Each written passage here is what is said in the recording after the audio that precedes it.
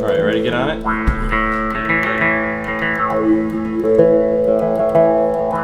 This guy here suggested that I talk about my trip to Tuva this last year.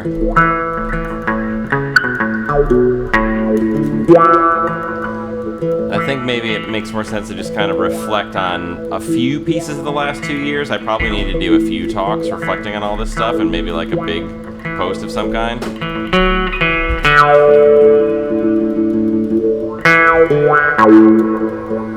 It'll be 2 years ago next month that we started principal recording on Four Masks, our record that is done. Actually, it's on IPFS right now, but nobody knows the CID.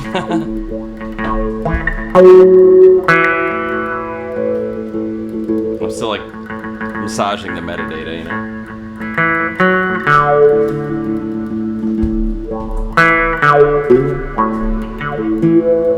But a lot happened in those 2 years. At first we were kind of like, oh, let's just take a little time while, you know, the studio is mixing,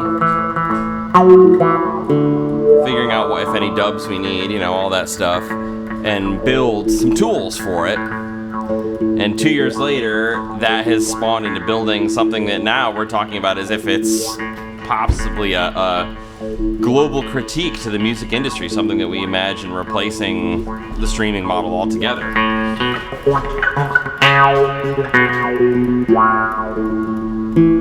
Which was in the back of our mind at the time. I can't say we didn't. Like, even in the Revealer days, we were talking about that. But I don't think we thought we were going to build out this much. And, you know, in those 2 years, obviously the biggest thing that happened was the passing of our fiddler, Kuba Hall. And I, you know, can never really understand fully what my life would have been like. It's so toxic to think that at the passing of a friend, a loved one, an amazing collaborator in music, an amazing fiddler. You go like, oh, what would have happened if that didn't happen? But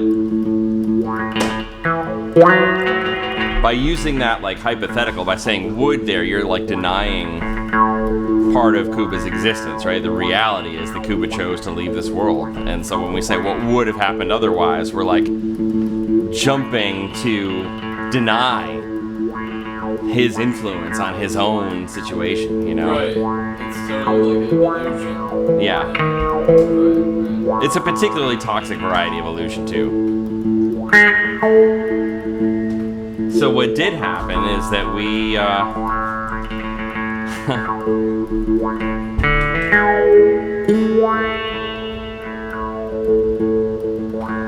you know, Kuba, we toured together with Kuba after Four Masks, right? Like, I had those shows, I think I did 5 shows with him before Four Masks the year prior. Right. And then you and I toured with him, did those next, what was it, 7 or 8 shows. That was after Four Masks, yeah.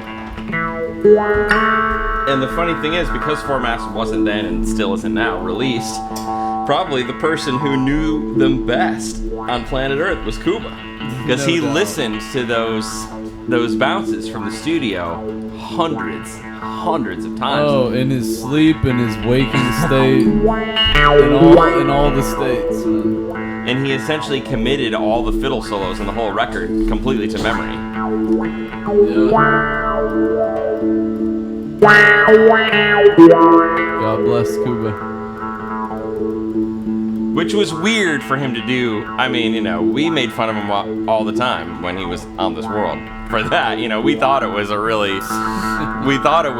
incredible. It's hard to even put it to words. The dude was such a vibe, you know. But it was a very strange phenomenon that he would memorize things by rote, and he would often make jokes in the music, you know. Yep. Let's not forget when he jumped up out of a cold sleep. Yeah, I don't think I've told that story really on video. I've told Maddie, but I don't mind telling that story a million times. It's not a long story. It's basically can be summed up this way. Dude was totally passed out. I mean, cold, like snoring status on the couch, middle of the day, and we're running Silver 44, right? Yeah. We're running Silver 44, and we get to the fiddle solo, and I think I just nudged him a tiny bit, right? I don't even think so, man. I think we were just listening to the song, right? Right? I think we were listening to it. No, we were running it. We were running it. With that guy, remember? Oh, yeah. This is in Brussels. Yeah, I think I nudged him a tiny bit because he was so asleep. I gave him the tiniest nudge and he woke up on the first beat of the measure that the fiddle solo starts, was when he woke up. And the fiddle solo actually kind of starts a few hundred milliseconds later. So he had that much time, certainly not a full second, probably not even half a second, from him waking up and starting the first note, and he still played the whole solo note for note. And we had to stop afterward, and we were all, everyone in the room was like, we're never gonna see anything that crazy, that remarkable again. Like, a true savant.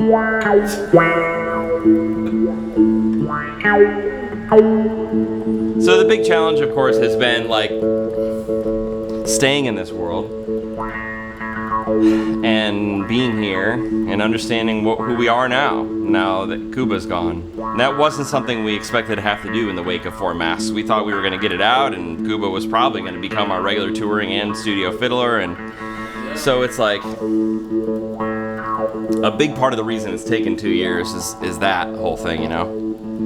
And also in those 2 years, just this past September, has it been almost 6 months ago already? I took a trip to Tuva to do, which is a thing I've been meaning to do for a long time, since I've been throat singing, essentially. Tuva is a small Russian republic. It has some sort of autonomous privileges, but it's basically a part of Russia.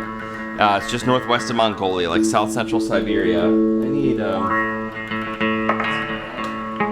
more beer.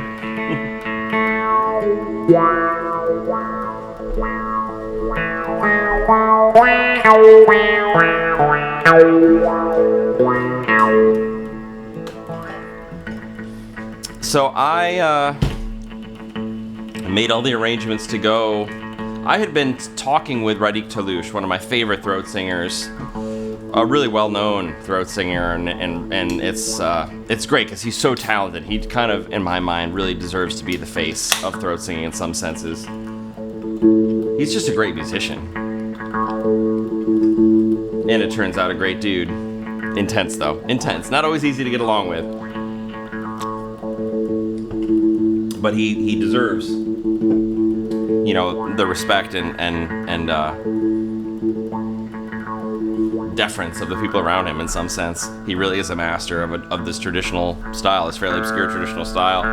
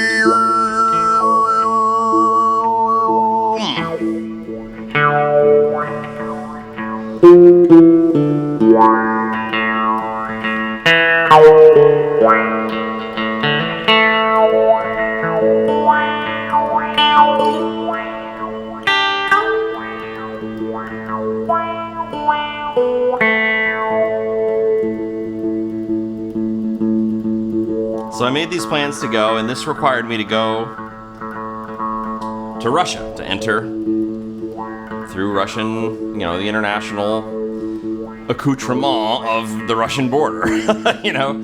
So I got a visa fairly easily. Radik helped with that.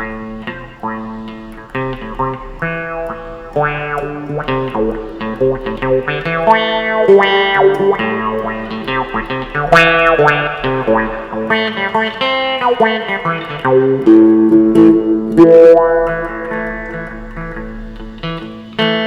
didn't want to go all in one day, so because I wanted to be like fresh when I got there, and also flights direct to anywhere near there were pricey. It made just as much sense for me I flew through Seoul, through Korea. The total flight itinerary was about the same price, but I spent like a week in Seoul, which was like half the time zones I needed to transit, so I got halfway. It was great, actually. Got like a transition. Yeah, and I not only did I get a nice transition period, so I think it was 12 hours total difference, and so I did 6 and then 6, but it was also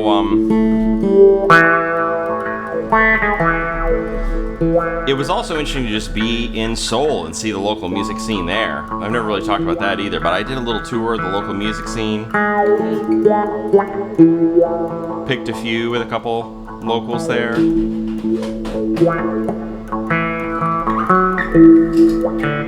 I saw, the venues where that Korean bluegrass band, Country Gong Bang. I think we met them at IBMA. Well, I've met them before. I saw venues where they played. It was kind of cool. Anyway, so I was in Seoul for a little while, did a oil making workshop. Really had a good time, a good kind of decompression preparation time in Seoul. Then flew to Ulaanbaatar, Mongolia. I took off from Rapid City, South Dakota, so I had to fly from Rapid City to some hub in the US, I don't remember which one, then to Seoul. Maybe LAX, or I don't remember, but I flew to one of the US hubs that flies to Seoul, and then to Seoul, then to Ulaanbaatar. And that was just a little airport. I was so tired, I fell asleep under a table. I didn't really go see Mongolia at all. I didn't have time to go into town. I had like a 9-hour layover. It didn't quite make sense to like leave and go back through Mongolian passport control and whatever, right? So I stayed in the international side of the airport. Then flew to Tuva.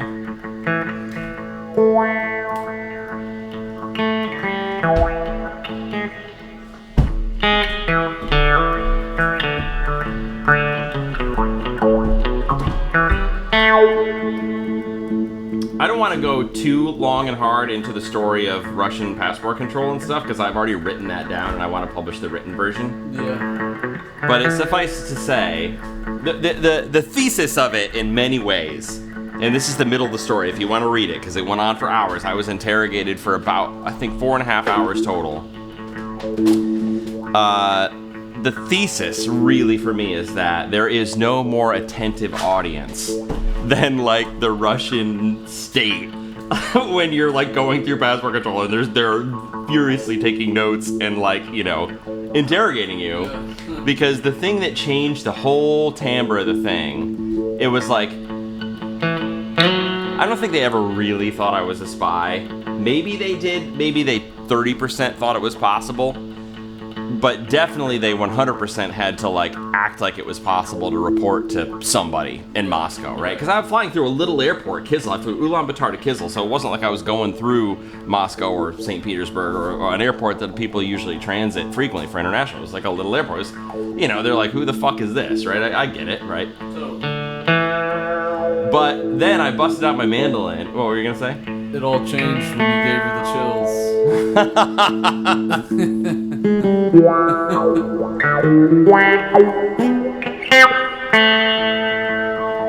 At some point after the interrogation had been going on for like an hour and a half, I just got my mandolin out and started playing and started throat singing. I was up here. In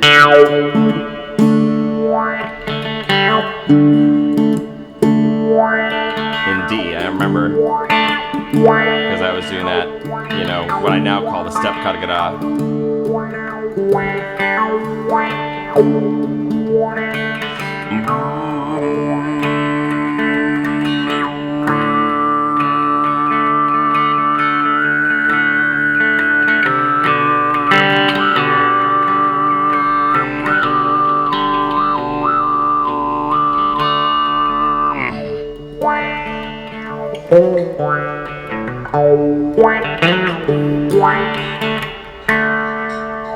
and I did some throat singing, and then the whole thing transformed at that moment. It was the most, maybe in my life, of all the times when music has changed my room situation.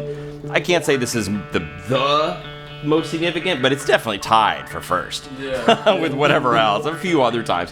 But like, You broke the they iceberg, immediately yeah. were like, all right, this dude obviously is coming to this region that's known for this music for this reason. He's stating with this letter from this university for the reasons he's saying so, right? You did the Like, thing yeah, for them. Yeah, they were like, all right, like, he did the thing now. This is obviously not whole cloth, you know? Like, but, you know, I probably, you know, they suddenly, my story checked out in a sense, in a way that it couldn't I without don't having know. done You that. never know how many throat singing bluegrass spies there are out there, man. I actually saw that the State Department is hiring throat singing bluegrassers. Yeah, so. There's a lot of them out there. And what Sky makes reference to, I wrote this in the thing, is one of the interrogators was this beautiful woman. Really, I mean, it's so weird because they've got 3 of me and I'm captive. 2 dudes and a woman, a obviously Russian dude and obviously Tuvan dude, and a woman who I got the sense she definitely Russian was her first language. I didn't hear her speak any Tuvan, but I got the sense she probably lived in Kizil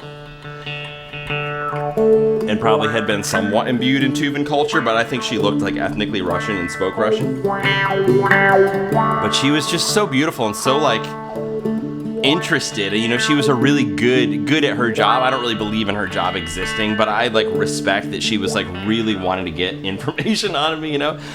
And then after I was done throat singing, she just like sat back in her chair, and it was very, I mean, I know she's a spy. I know it's her job to deceive, whatever. Well, not necessarily a spy. I know she's of one of the organs of state security. So, but you know, she sat back in her chair and she goes, "You have given me chills," and I was like, "Whoa!" I think my heart went cold in that moment, and like we were all like, "Wow, so now what? Can I go to Russia?" Like, you know. And right then, after she said that, the Russian dude, he was like, "Okay, here's what we really need." He said, I don't remember exactly the thing he said. He gave me like a 90-second rundown, and he ended it with saying, "But you will get into Russia." Right after I did that, he like verified that I will get into Russia, but I just needed to like go through this rigmarole providing all this stuff. They asked so much, man. You know, they asked all my family members, all my friends, everyone I knew, everyone I had ever associated with that was a Russian national. They wanted all this stuff, you know. You didn't bring me up, did you, dude? Probably. I don't remember. I bet I did. You better not have, Justin. Get a knocking on my door, man. So anyway, that's an interesting story that takes about a full hour to tell of itself, and we've just done whatever 6 or 7 minutes of it. I also got a really interesting piece of paper to import my mandolin for the time I was there. A bunch of other stuff happened too during the course of those interrogations, but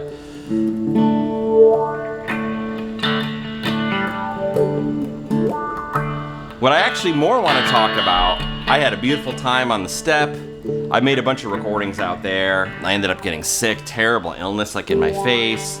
But I haven't made a lot of recordings about that. I've documented that stuff, and that stuff will come out as we kind of transform to a more reflective creative state in the next few months and out of this like crazy intense, yeah. It'd be cool to make some AI videos of what happened. And maybe feed my Like an recordings to AI like an AI video, make AI it see what story. it. Yeah, that'd be interesting. Like an animation or something would be crazy. But actually, I want to talk about something that I talked about to you, but I don't think I ever made a recording of, and I haven't talked about to too many other people, and that is, there was this night that I went to go to karaoke. I was in the hotel bar, I had my mandolin, people noticed it, and they see an American. Very few Americans visit Kizil, so I stuck way out. People wanted to know what I was up to and what's going on.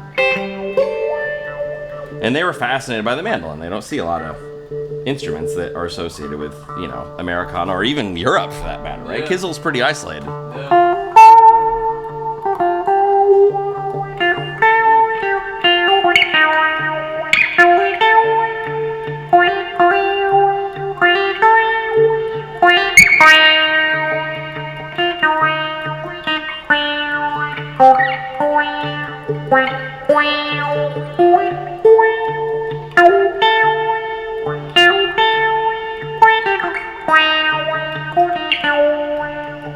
Wow.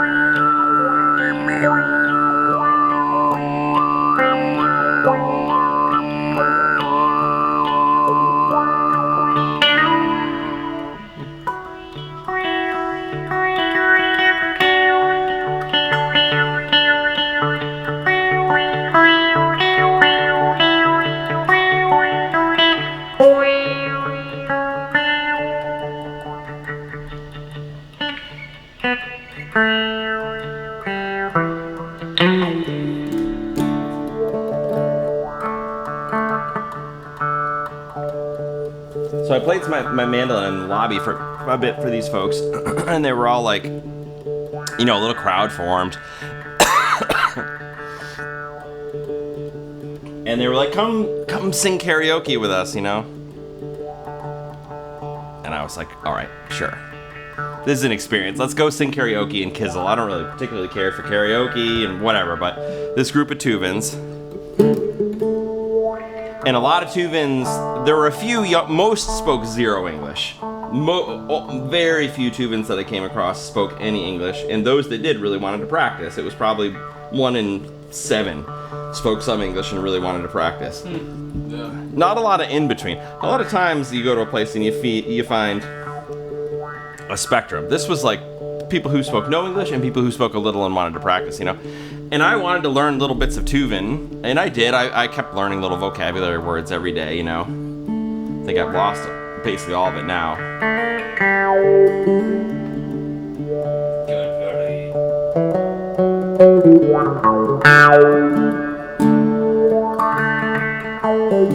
Can't remember how to say thank you in Tuvan right now as I sit here. That's crazy. I'll learn it again.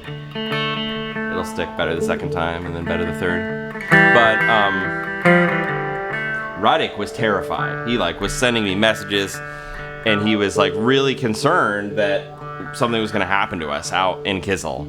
And it's really sweet. Radek's a really sweet guy. He was pissed though, and he really felt this intense sense of he was blowing up my phone for hours about how worried he was until we finally got back to the hotel, and even then he was pissed. And I think maybe, I don't know, I don't exactly understand, because I've been to way sketchier places than that. I mean, Kizzle, was it sketchy? Sure.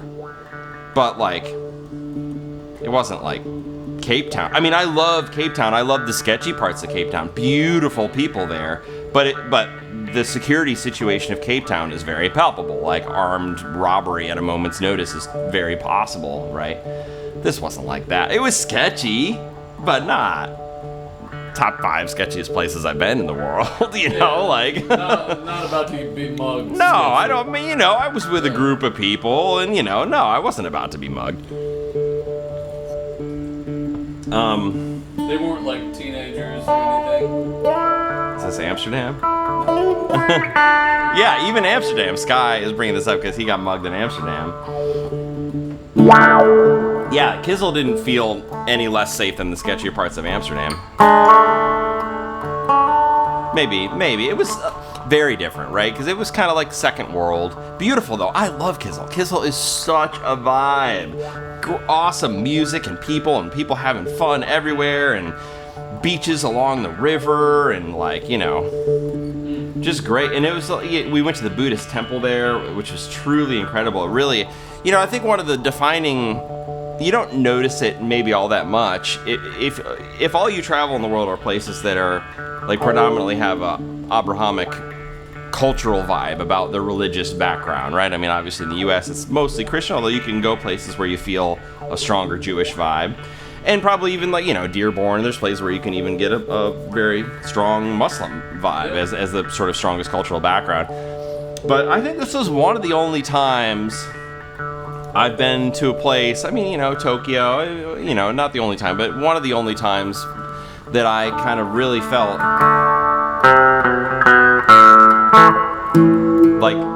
there wasn't, the cultural fabric of the situation was not the Abrahamic religions. And you could really feel the dual bedrock of the shamanism that is the traditional spirituality of the area and the Tibetan Buddhism. Beautiful, huge Tibetan Buddhist temple that I went to with Roddick, which was a very, very special experience. So, I guess all that is to say, no two places are exactly alike. It was very different from Amsterdam in many ways. Probably not much sketchier, but sure, there's a lot of unknowns, and for me, a lot, you know what I mean? It wasn't as much social, cultural, political touchstones for me as I would find in a place like Amsterdam, but I still don't think I was in very serious danger. Gotcha. But Roddick thought I was. So we get to the karaoke place. It's too loud, as they always are. And people are introducing the people in their party to me, kind of helping me understand the social dynamic. It was quite a bunch of people we went with. One of them was an older woman, grandmotherly vibe, and I guess she was something of a prominent leader in the local shamanic movement of these people. She was like the leader of the group, for sure. And it was a pretty big group, and she was, I guess, like their spiritual leader. Yeah. Going to sing karaoke. Medicine woman. Not quite a medicine woman vibe. She had more like business lady vibe, but in a spiritual way. It's kind of hard to explain. She ran shit. Oh, we got the rain picking up here again.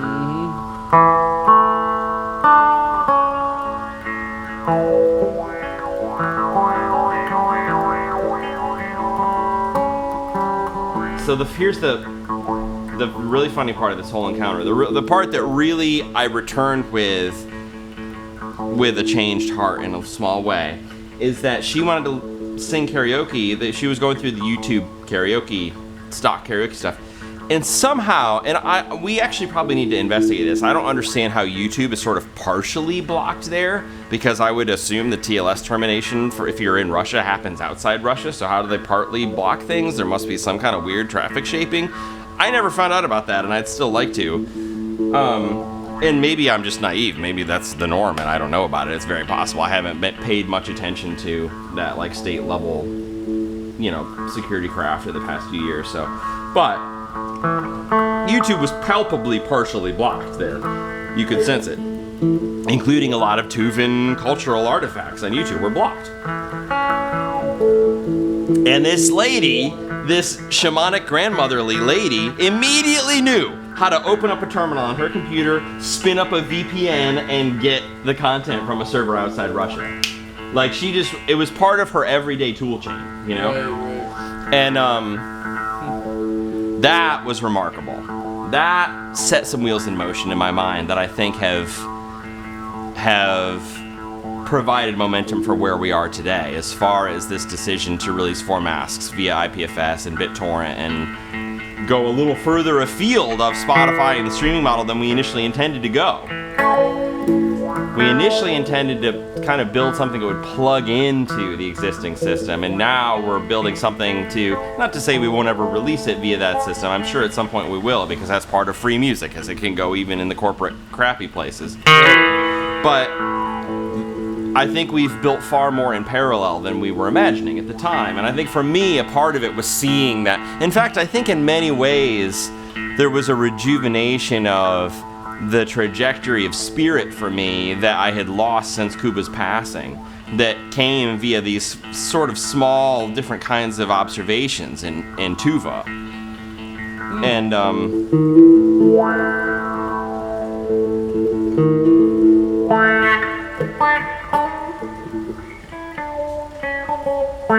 that might be the whole thesis. In fact, that might be this whole video, man. Yeah. There's always more to say on this topic, but we'll say more later. Yeah. And we'll get to test out the IPFS upload framework and embedding and stuff, because I haven't tried the video part of it since it's been on Delivery Kit. Gotcha. Okay, cool.